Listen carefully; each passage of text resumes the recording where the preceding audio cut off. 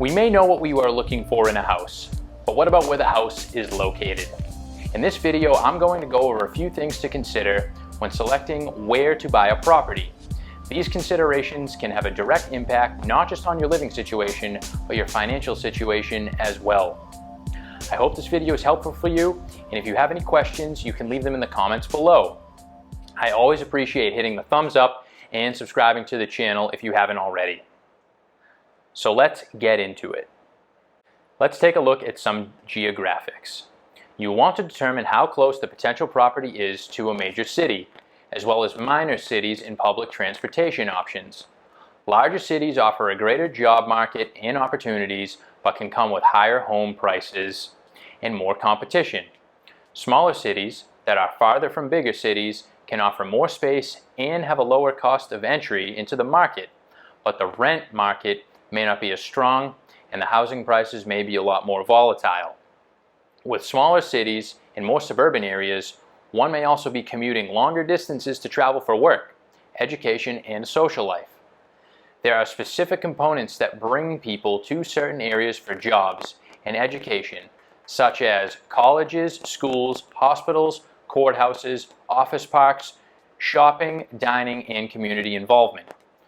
Train stations, bus lines, vicinity to an airport, and the overall auto traffic can make for some areas that are more or less desirable within the same state or region.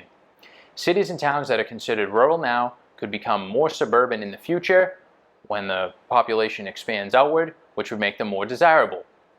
There is information from many sources online to show which cities across the country have been growing quickly and which ones have residents fleeing in larger numbers.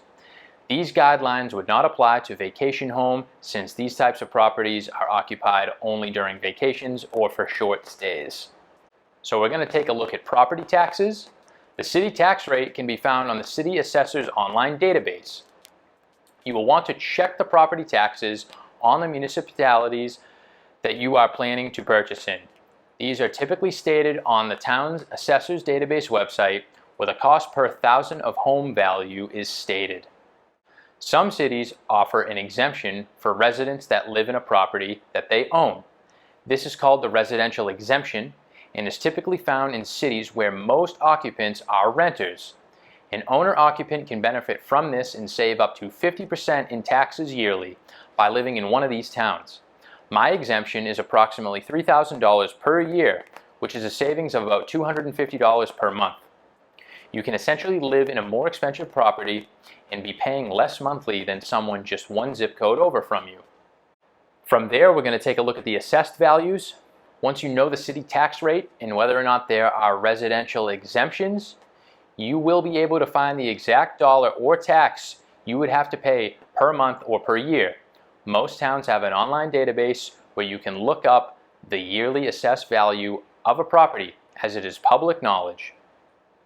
If you cannot find it on the municipality website, you can call or email the assessor and obtain this information. Lastly, with the taxes, we're going to look at opportunity zones. These can be shown on the state or government website. What is an opportunity zone? Well, that's a place where money just grows on trees. Just kidding. An opportunity zone is a part of a city or a town where investors can help reinvigorate distressed properties while deferring capital gains on profits earned elsewhere.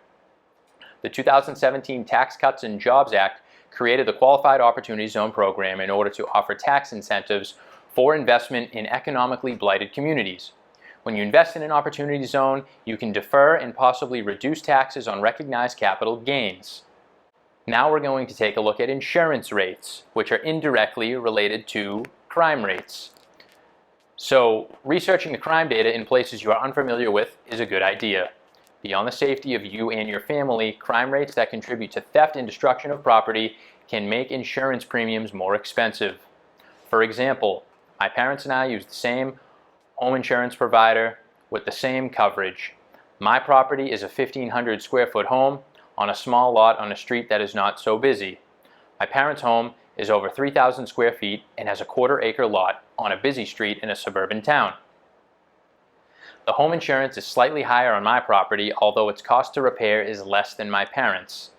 I like to use Neighborhood Scout and other online crime info databases where they have this information for you to search and take a look at. Vehicular theft and damage is another component that can partly be an expense because of car insurance premiums. They can be affected by the town where the car is parked or garaged.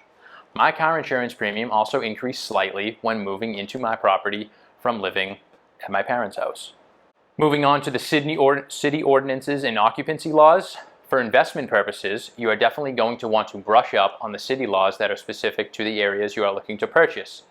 Variations here can affect how you use the property and the types of income you can generate legally.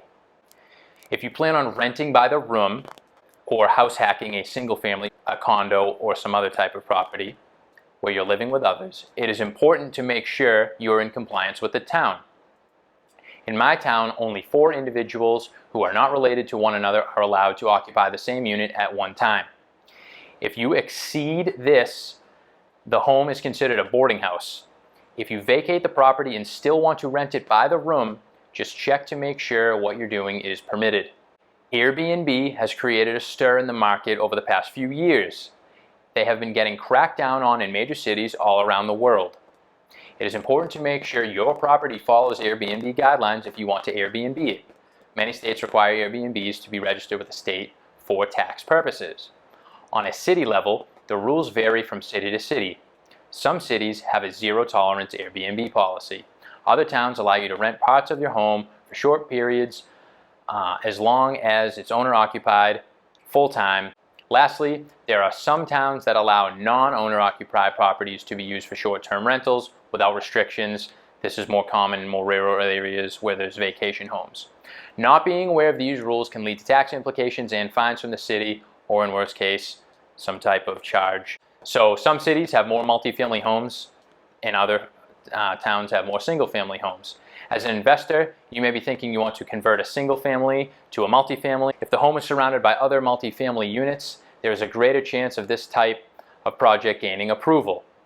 In some cases, you may be able to find a single-family property that was zoned as a two-family, which can create room for opportunity easily. It's important to familiarize yourself with the zoning rules and city data to help make informed decisions. Accessory dwelling units are another component of this.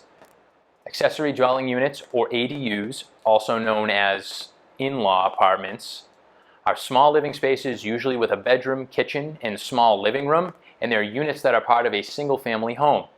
ADUs are typically in the basement or extended off the back or side of the single-family residence. In my region, ADUs are starting to be viewed in a more relaxed manner due to the lack of affordable housing.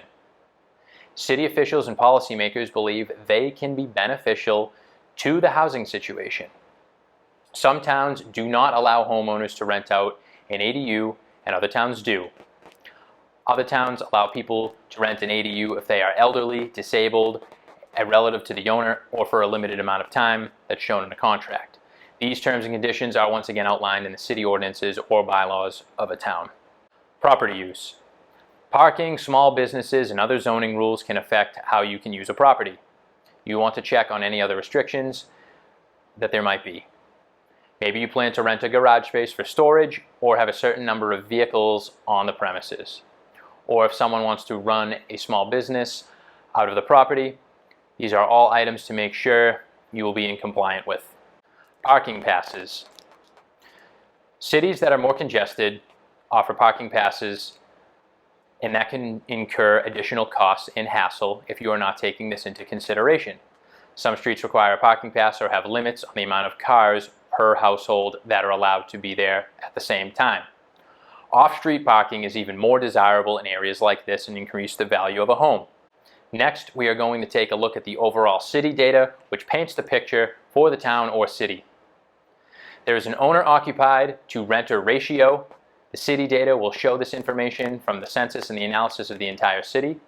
The ratio of owner-occupants to renters shows that an area may be a good place to have tenants and invest. This can also point to a higher percentage of multifamily homes. More renters than owners living there could also contribute to more distressed properties, where the remote owners do not care to maintain the property as much, or they are not present so they can't see what's fully going on. As mentioned before, more multifamily properties means cities are more likely to approve multifamily construction and renovation. Another metric that we're going to take a look at is rent growth over time. The rent growth can show the path of a certain area. If the rents are consistently increasing over the past 5 to 10 years, it can be a good indication that the city is becoming more desirable. This information can be found in town reports as well as sites such as rentometer.com. Property value growth is yet another metric. An increase in property values is an indicator that things are moving in the right direction for the community. If you own a property in an area where the appreciation is strong, that is an added bonus. But just because prices have appreciated the past few years does not mean they will continue to do so. You want to look at other factors that are making the area grow as a whole. Internal funding and infrastructure.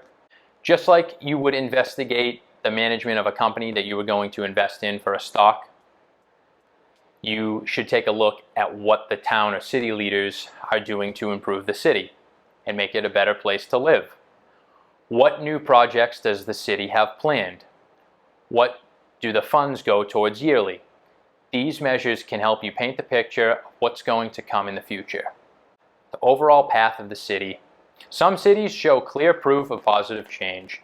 New parks, breweries, office buildings, shopping centers, bike lanes, gathering places, and outdoor venues all promote the town and introduce positivity. Lastly, we are going to talk about utilities. Sewage, water, electricity, and gas programs can all have varying expenses. In regard to utilities, you are going to want to check on where the energy is coming from and how you are going to pay for it. Some cities are fully municipal and others are a part of a nationwide company such as Columbia Gas or National Grid. Ask the previous owners, tenants, and the town office how much you can expect to pay for utilities. Other small things such as trash pickup, it can be included, or you can need to bring trash to a local dump. If you don't live at the property, there may be additional costs to get the trash taken away. I've also seen items such as rainwater runoff fees, so the amount of rain that touches the roof or the driveway and runs off the property for drainage purposes and waste processing, that can be another point to check. So you want to go through and make sure that there's no other taxes and fees associated with owning a property in a certain jurisdiction where you are looking and exploring. These are just some of the points I've come across when analyzing homes and determining target areas for my first home. I hope you find this information valuable, and if you have any questions, please make sure to leave them in the comments below. I wish you the best in your home search, and good luck everyone. We will see you soon in the next video. Take care. Bye-bye.